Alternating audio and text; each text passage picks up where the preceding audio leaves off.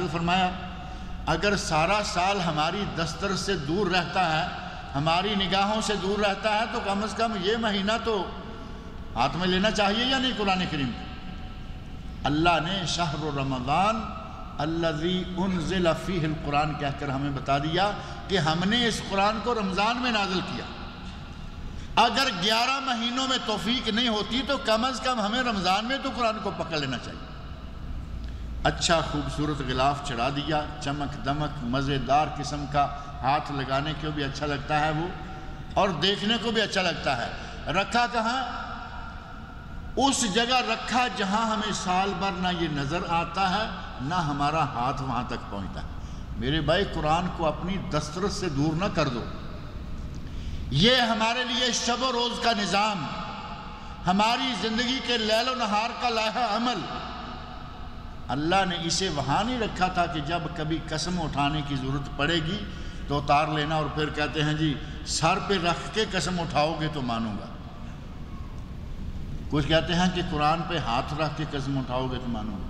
نہ ہاتھ رکھنا نہ سر پہ رکھنا یہ قطعاً جائز نہیں ہے، ثابت نہیں ہے، کم از کم نبی صلی اللہ علیہ وسلم سے یہ ثابت نہیں ہے، خلفاء راشدین صحابہ سے ثابت نہیں ہے۔ لیکن ہماری عجیب قسم کی فطرت ہے، کہیں گے جی جب تک قرآن پہ ہاتھ نہ ہوگا یا قرآن سر پر نہیں ہوگا ہم نہیں مانتے۔ اب یہ قرآن کریم جو ہے اب نہیں، ایک عرصہ پہلے سے مسلمانوں نے اس کو اتنا پشت ڈالا ہوا ہے کہ قسموں میں طاقوں میں سجایا جاتا ہوں، قسموں میں اٹھایا جاتا ہوں۔ اب قرآن یہی رہ گیا کہ یا خوبصورت غلاف چڑھایا اوپر ٹانگ دیا، یا قسم اٹھانے کا موقع آیا اتارا اور سر پہ رکھ لیا۔ قرآن کریم اس لیے نہیں ہے، اسے پڑھا کریں کم از کم اس رمضان کا مہینہ تو زور دے کے پڑھیں، روزانہ 1 2 3 سپارے، اور زیادہ نہیں تو کم از کم 1 سپارہ، کم از کم 1 سپارہ پڑھیں گے۔ 30 دن ہے انشاءاللہ العزیز قرآن کریم ایک مرتبہ مکمل ختم ہو جائے گا۔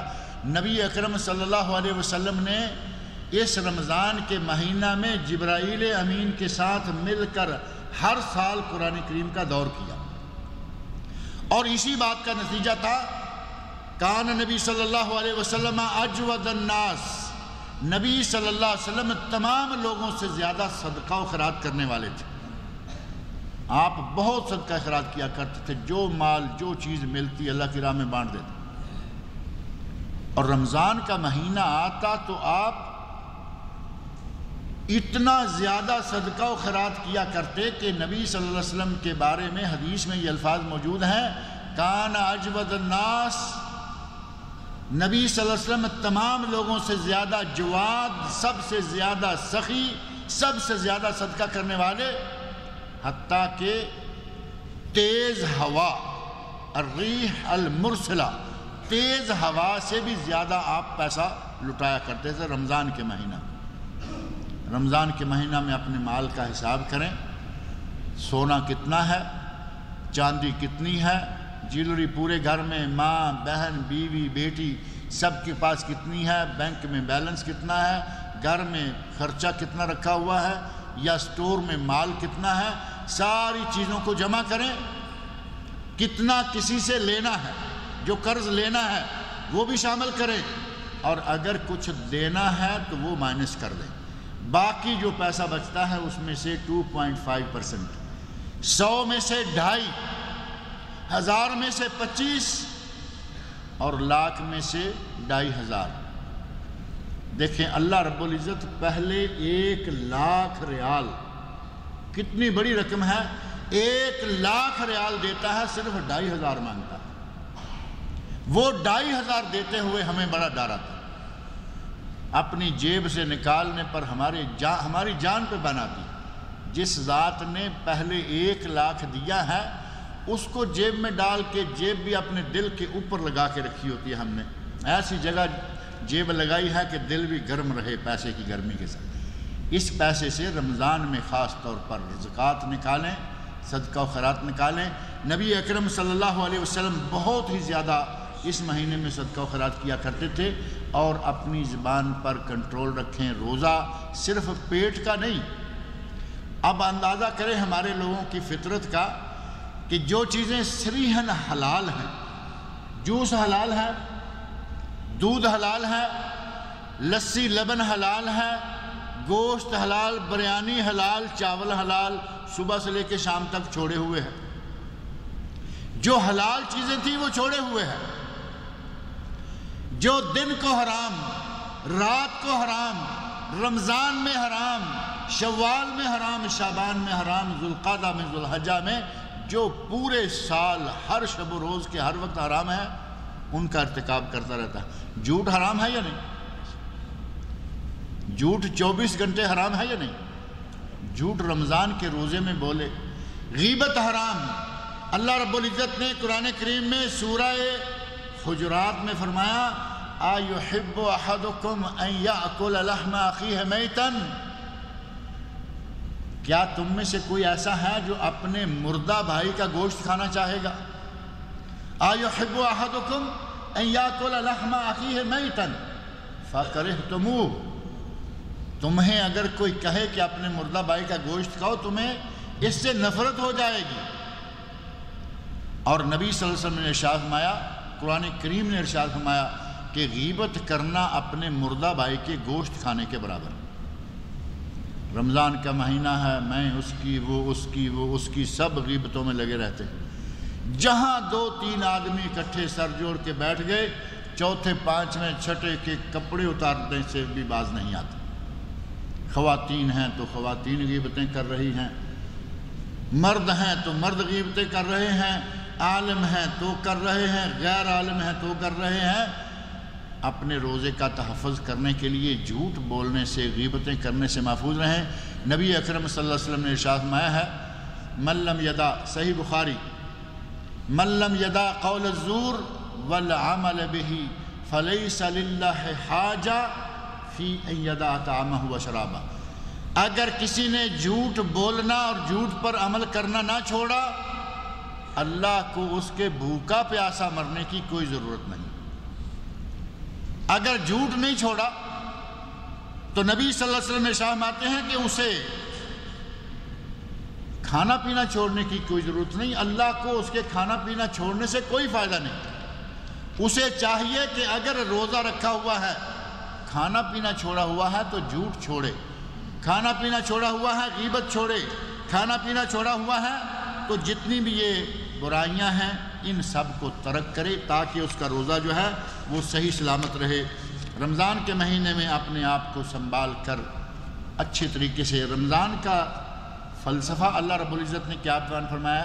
سورہ بقرہ آیت 183، یا ایھا الذین آمنوا کتب علیکم الصیام کما کتب علی الذین من قبلکم لعلکم تتقون، اے ایمان والو تم پر روزے فرض کیے گئے جیسے کہ پہلی امتوں پر بھی فرض کیے گئے۔ اللہ نے فوری طور پر جتا دیا کہ یہ کوئی تمہارے لیے مصیبت نہیں ڈال دی، پہلے روزوں پر بھی یہ عبادت فرض تھی، تم پہ بھی فرض کی گئی۔ اور آخر میں آیت کے صرف 2 لفظوں میں اللہ رب العزت نے اس رمضان کے روزے کا فلسفہ اور حکمت بیان فرما دی کہ روزے کی فلسفی کیا ہے؟ لعلکم تتقون، تاکہ تم متقی بن جاؤ۔ رمضان کے روزے رکھو گے، مہینے کا کورس کرو گے، متقی بن جاؤ گے۔ متقی آدمی کیسے بن جاتا ہے؟ روزہ رکھ، روزہ رکھا ہوا ہے جھوٹ نہیں بولنا، روزہ رکھا ہوا ہے گالی گلوچ نہیں کرنا، روزہ رکھا ہوا ہے ہاتھ پہ کنٹرول کرنا ہے، روزہ رکھا ہوا ہے نہ غیبت کرنا ہے نہ غیبت سننا ہے، روزہ رکھا ہوا ہے نہ جھوٹ بولنا ہے نہ جھوٹ سننا ہے، روزہ رکھا ہوا ہے پیٹ میں حلال چیز ڈالنا ہے۔ یہ ساری چیزیں جب آدمی دن کے 12 یا 14 گھنٹے کے روزے میں اپنائے گا تو شام کے وقت بھی اسے لگے گا کہ میں نے روزہ تو نہیں رکھا ہوا لیکن رمضان تو ہے، غیبت کروں، گالی گلوچ کروں، اس مبارک مہینے میں کیوں کروں؟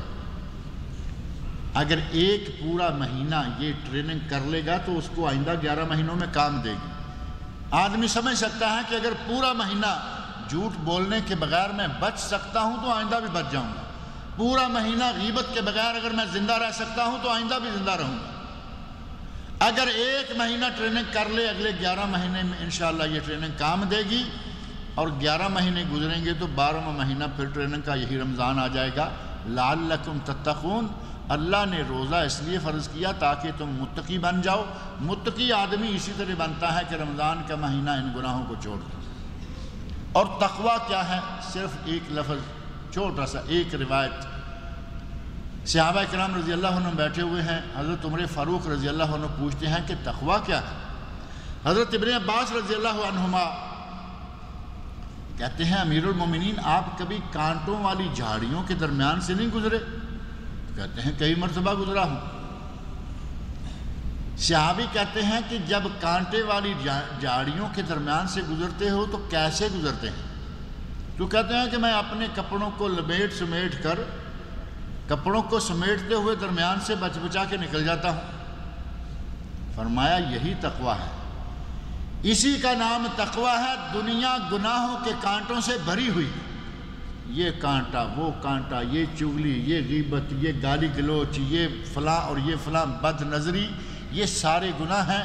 اگر ان سارے گناہوں سے بچتا ہوا درمیان سے بچ بچا کے نکل جائے گا، اسی کا نام تقویٰ ہے. اگر مہینہ بھر ہم ایسا کریں گے تو انشاءاللہ اگلے 11 مہینوں میں کام دے گا یا نہیں؟ اللہ تعالیٰ مجھے اور آپ سب لوگوں کو صحیح معنوں میں متقی بنائے. اللہ رب العزت مجھے اور آپ سب کو رمضان المبارک کی ان عبادتوں کو سر انجام دینے کی توفیق عطا فرمائے. دن کا روزہ، رات کا قیام، قرآن کریم کی تلاوت، ان سب کی اللہ تعالیٰ ہمیں توفیق عطا فرمائے. وما علینا الا البلاغ. مونچھوں کے بارے میں کیا حکم ہے؟ مونچھوں کا مونڈنا، تراشنا اور تراشنے کی صورت کیا ہے؟ ان کی لمبائی کیا ہونی چاہیے؟ کیا کوئی نئی تحقیق سامنے آئی ہے کہ مونچھوں کا مونڈنا ضروری ہے؟ نبی صلی اللہ علیہ وسلم نے ارشاد فرمایا ہے اوف اللحا وقص الشوارب، داڑھیوں کو بڑھاؤ اور مونچھوں کو کاٹو. قص کا لفظ ہے قاف 2 نقطے والا اور صاد. قصہ یقص و قصن کا معنی ہوتا ہے کاٹنا، اور حلق یحلق مونڈنا. حلق کہتے ہیں نا سر مونڈنا. حلق یا تقصیر یہ ہے حجم سر کے بارے میں. اگر مونڈنا آئے تو وہاں آتا ہے حلق، اور اگر آ جائے قص تو قص ہوتا ہے کینچی سے کاٹنا. آپ کسی دکان میں گزرتے ہوئے گزر جائیں، کسی باربر شاپ والے کو پوچھیں کہ کینچی کو عربی میں کیا کہتے ہیں، تو وہ آپ کو بتا دے گا کہ اس کو مقص کہتے ہیں، مگس یا مقص. اور بعض کریانے کی دکانوں پہ لکھا ہوا آتا ہے القرض مقراض، مقص المقراض، مقراض المحبہ. قرض جو ہے یہ محبت کو کاٹنے والی کینچی ہے. نبی صلی اللہ علیہ وسلم کی حدیث میں آیا اوف اللحا، داڑھیوں کو بڑھاؤ، وقص الشوارب، مونچھوں کو چھوٹا کرو. نبی صلی اللہ علیہ وسلم کی حدیث میں ایک واقعہ موجود ہے کہ مسواک نکالی گئی. اب مسواک ظاہر ہے کہ کوئی بہت بڑا ہتھیار تو نہیں ہے نا. میرا خیال ہے کچھ لوگوں کی مسواک اس سائز کی ہوتی ہے، زیادہ تر لوگوں کی. بہت کم لوگ دیکھے ہیں ان کی مسواک ایک انگلی سے بھی بڑی. بعض لوگوں کے دیکھا گیا جیب میں سے مسواک نظر آتی پورے انگوٹھے کے سائز کی، موٹی. وہ جن کے دانت زیادہ مضبوط ہیں اللہ تعالیٰ سب کو صحت و عافیت سے رکھے. کچھ لوگ مضبوط دانتوں والے ہیں، موٹی مسواک استعمال کرتے ہیں. عموماً مسواک کتنی ہوتی ہے؟ اب اس مسواک کو ہونٹ پہ رکھ کر، جو سنت کا مزاج، ہونٹ پہ مسواک کو یوں رکھیں اور جو بال یہ سامنے اوپر نظر آ رہے ہیں ان سب کو کاٹ دیں. کیا یہ جڑ سے نکل جائیں گے؟ مونڈنا اور جڑ سے نکالنا جو کہا گیا کہ اس کوئی نئی تحقیق آئی ہے. اب نئی تحقیق کوئی میڈیکل تحقیق آ گئی ہو تو کچھ کہہ نہیں سکتے، کیونکہ ڈاکٹر تو نئی سے نئی تحقیقات کرتے رہتے ہیں، اور کتب حدیث میں بھی تحقیقات آتی رہتی ہیں. کچھ حدیث پہلے سامنے نہیں آئیں، اب آ رہی ہیں. اگر کوئی کسی صحیح حدیث سے ثابت کر دے کہ مونچھوں کو جڑ سے نکالنا یہ جائز ہے، اسی جگہ میں سب کے سامنے اس بات کا اعتراف بھی کروں گا، اعلان بھی کروں گا کہ آئندہ سارے مونڈا کرو، جڑ سے نکالا کرو. نبی صلی اللہ علیہ وسلم نے جڑ سے نہ اپنی مونچھیں منڈوائیں نہ جڑ سے نکلوائیں. یہ جو ٹیوزر کے ساتھ نکال دیتے ہیں، بغلوں کا ٹیوزر کے ساتھ نکالنا ثابت ہے، اس میں کوئی شک نہیں، لیکن مونچھوں کا نہیں. داڑھی لمبی رکھیں، مونچھوں کو چھوٹا کریں. اور شارب، قص الشوارب، قص الشوارب، شوارب کس چیز کا نام ہے؟ ہم نے ایک ترجمہ یہ کر رکھا ہے کہ مونچھوں کو کاٹو، جو کہ معروف ترجمہ ہے، جبکہ شارب یہ جگہ ہے، یہ جو پانی پینے کے نتیجہ میں عموماً گیلی ہو جاتی ہے نا، نیچے والا ہونٹ اور اوپر والا ہونٹ، اس کا دائرہ بنا ہوا ہے، منہ کے اندر ہر کسی کے ہونٹ بالکل واضح ہوتے ہیں۔ عموماً جیسے یہ کیا گیا نا، جس حصے کو زبان گیلا کر دیتی ہے پانی پیتے وقت وہی حصہ گیلا ہوتا ہے، اسی کا نام شارب ہے۔ شاربہ یشرب، اکل و شرب کا لفظ تو معروف ہے نا، اکل و شرب کھانا اور پینا۔ یہ شارب وہ جگہ ہے جو پینے میں گیلی ہو جاتی ہے، اس کے اوپر بال نہیں پڑنا چاہیے۔ اب اس کو کاٹ دیں گے اوپر جتنا چاہے، یہ سائیڈ سے یہاں سے آگے جتنا چاہیں، بعض لوگوں کے داڑھی کے ساتھ ملا ہوا جائز ہے، کوئی حرج نہیں ہے۔ اور مونچھوں کو جڑ سے نکالنے کا قطعاً کوئی اسلام میں ایسا ذکر نہیں آتا، نہ ایسی کوئی تحقیق ہماری نظر سے گزری ہے۔